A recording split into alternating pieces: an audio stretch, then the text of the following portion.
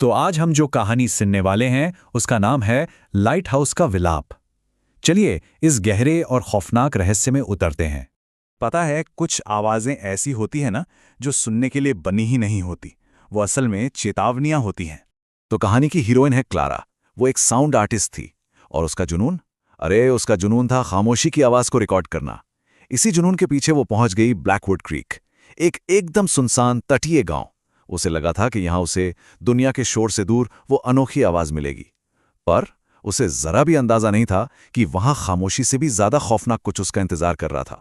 वहां गांव वालों से उसे एक कहानी सुनने को मिली, शोरलाइन सायरन की दंत कथा। कहते थे कि एक आत्मा है जो उस पुराने लाइट हाउस में भटकती है और अपने नाविक का इंतजार करती है जो समंदर में कहीं खो गया है।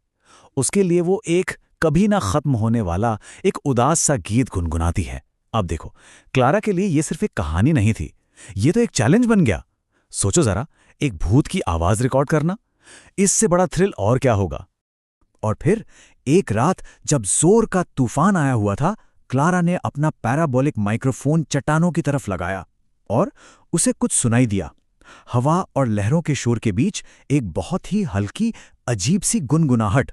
क्लारा की तो जैसे मुराद पूरी हो गई। उसे लगा बस यही तो चाहिए था। पर वो कितनी गलत थी।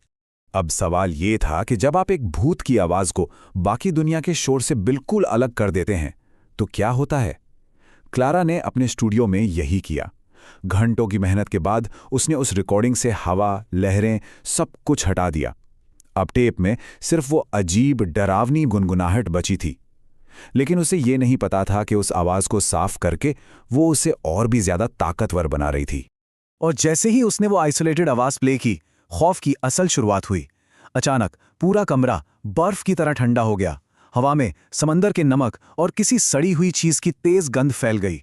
और फिर उसकी नजर जमीन पर पड़ी। फर्श पर एक गीले पैर का निशान था, बिल्कुल साफ, जैसे कोई अभी अभी समंदर से निकलकर उसके कमरे में आया हो। हर रात वो मौजूदगी और भी ज्यादा महसूस होने लगी और ज्यादा रेतीले पैरों के निशान दिखने लगे। लेकिन सबसे अजीब बात पता है क्या थी?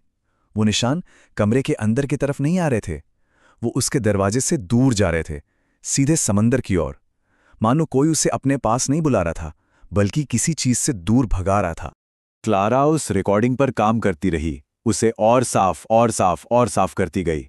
और फिर एक दिन उसे वो मिला जिसे सुनकर उसके रोंगटे खड़े हो गए। वो जो गुनगुनाहट थी, वो कोई धुन नहीं थी, वो एक शब्द था। एक ही शब्द जो बार बार दोहराया जा रहा था, सावधान।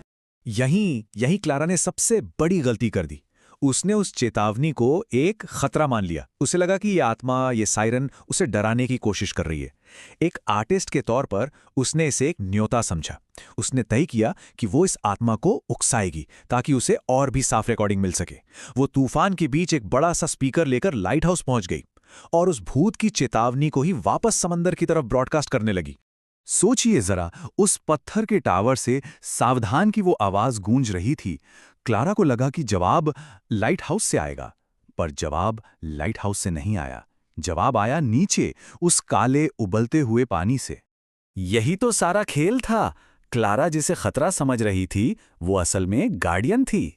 वो सायरन लोगों को डराकर भगा नहीं रही थी, वो उन्हें चेतावनी देकर बचा रही थी। वो खुद खतरा नहीं थी, वो तो खतरे का अलार्म थी। और तभी क्लारा ने उसे देखा। सायरन की वो पारदर्शी आकृति हवा में दिखाई दी, पर उसके चेहरे पर गुस्सा नहीं था, बल्कि खौफ था, बहुत ज्यादा खौफ। और वो पागलों की तरह गरजती लहरों की तरफ इशारा कर रही थी।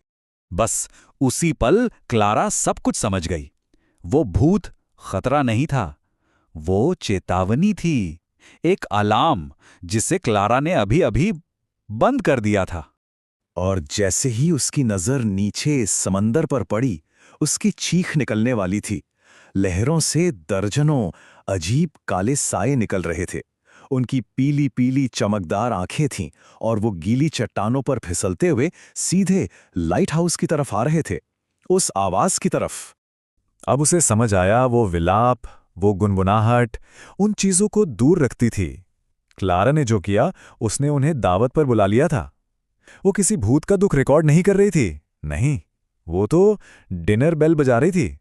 उसके टेप पर जो आखिरी आवाज रिकॉर्ड हुई वो उसकी अपनी चीख थी, जो एक बहुत ही घिनौनी गीली सी आवाज के साथ अचानक बंद हो गई।